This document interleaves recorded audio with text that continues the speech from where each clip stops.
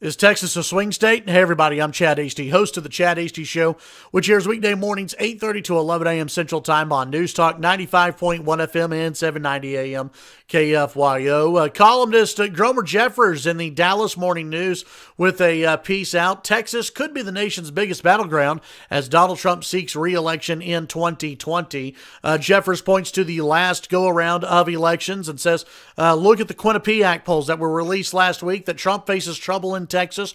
He writes, running in a virtual tie with Beto O'Rourke and two other top Democrats, Joe Biden and Bernie Sanders.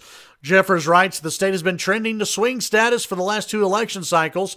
In 2014, Governor Greg Abbott beat former state Senator Wendy Davis by 20 percentage points.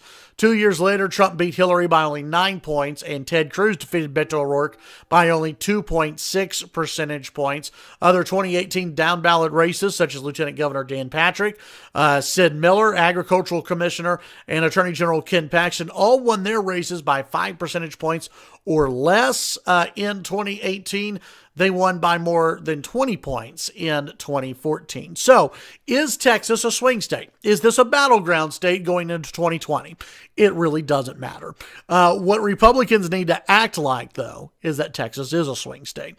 Texas has to be on the forefront of the Trump campaign's mind, because if they lose Texas, if Republicans don't turn out to vote in Texas, yeah, it's not good for the Electoral College if you're a Republican, because if Texas goes blue, the presidential race goes blue. And you're looking at President Kamala Harris, President Elizabeth Warren, President Kirsten Gillibrand, President Beto O'Rourke is what you're looking at if Texas goes blue.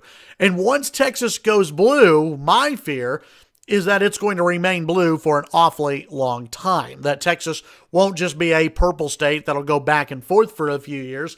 That Republicans just won't be energized if it happens. It'll be a shock to the system for Republicans. In fact, already I think it's a shock to the system for a lot of Republican voters. A lot of Republican voters who sit back and say, no, Texas is a red state.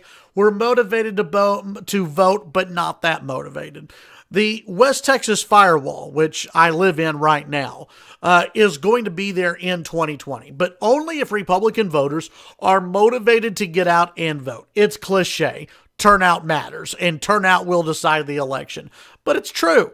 And what Republicans have to do, and you already see this with Senator John Cornyn, who has fired up his reelection campaign already, is that they cannot take Texas for granted. The RNC cannot take Texas for granted. John Cornyn cannot take Texas for granted. President Donald Trump cannot take Texas for granted. Is Texas a swing state? Technically, is it a battleground state? I don't know. Maybe it is. But it doesn't matter, because Republicans, no matter where you are on the Republican spectrum, whether you're far right, in the middle of the road, a moderate or a liberal Republican, have to understand that the Democrat Party is no longer the 1990s Democrat Party. It's not the party of Ann Richards. It's not the party of Bill Clinton. It's not the party of the Blue Dog Democrat. The new Democrat Party is the Democrat Socialist Party, and they are wanting to take this country in a whole new direction than what we have seen before. A scary direction for this nation. And that's why Republicans have got to treat Texas like it is a true purple state, like it is a true battleground state. They got to fight now in order to fire up Republicans going into 2020, 2024, and beyond. Tune in to the Chad Hasty Show weekday mornings, 8:30 to 11 a.m. Central Time on News Talk 95.1 FM and 790 a.m. KFYO.